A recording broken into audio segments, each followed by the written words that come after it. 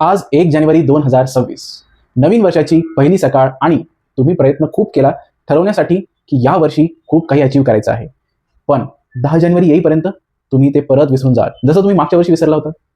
जर हे थांबवायचं असेल आणि या वर्षाला खरंच तुम्हाला तुमचं वर्ष बनवायचं असेल, तर ही रील, हा व्हिडिओ शेवटपर्यंत बघा.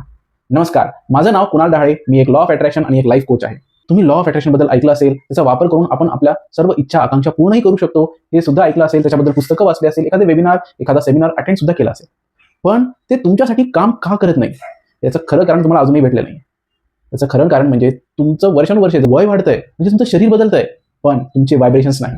लॉ ऑफ अट्रॅक्शन व्हायब्रेशन्सवर काम करतं.